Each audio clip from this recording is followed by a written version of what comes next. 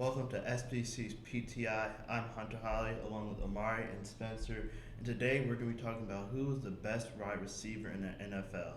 Spencer, I'll let you go first. All right, thank you, Hunter. I'm gonna go with a little bit of bias here, but I'm gonna go with the boy in Chicago, Allen Robinson. Allen, he's been one of the premier receivers in the league all the time, even before he was with the Bears, with the Jaguars. And I think now this year he's got some solid quarterbacks. Andy Dalton had a rough year in Dallas, but he's a veteran quarterback. He's going to have some good influence on another young quarterback, Justin Fields, who I think is going to be a great passer. And I think he's going to be looking for him and looking for other guys like Darnell Mooney. But I think Allen Robinson's going to have some great QBs and some great weapons to fight alongside with. Amari? I'm going with DeAndre Hopkins. I mean, he can get you off the route. He's an incredible catcher, can launch you. He can do anything that's possible. He has decent speed. He has good hands. He's just a really probably arguably one of the best receivers in the league today. He is, yeah, he's probably one of the better ones. But my question is not a knock on him, but more a knock on the Cardinals. How's Kyler Murray going to be getting it to him? I know I watched some of the games last year, and it got a little bit rough at times for the Cardinals.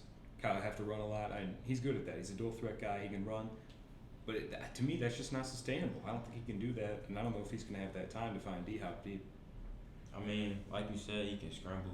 He has decent speed, but all he really has to do is just throw it up there, and D-Hop can get the job done. Obviously, like we saw with the Hail Mary, one of the best catches of the season. All you gotta do is just throw it up to him. He can get him, or he can just find him in the pocket.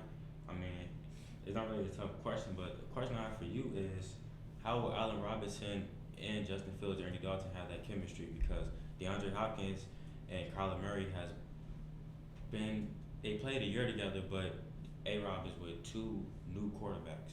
So how would that work?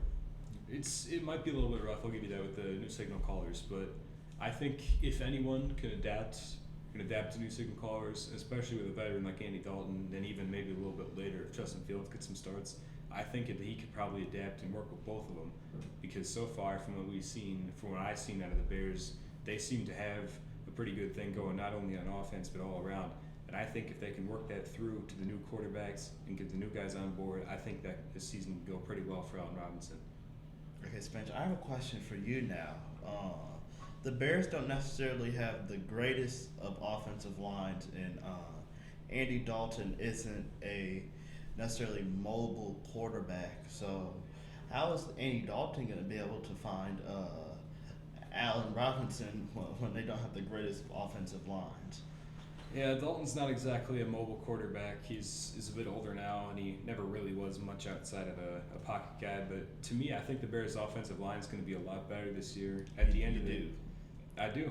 Yeah, I don't know about that. At the end of the season, they started to put some games together. Yeah, against some bad teams. Weaker defenses. Yeah. Didn't they let their veteran offensive lineman go, Charles Leno? Yeah, Leno. But the thing is with Leno, yeah, he got flagged like every this game. more. Yeah, I was gonna say it's more of a Once fan game. opinion. But Leno, this man was a penalty machine, and he became more and more of a turnstile every game that season. To me, letting them go was the right move. It wasn't a great place on our offensive line. He wasn't doing well here.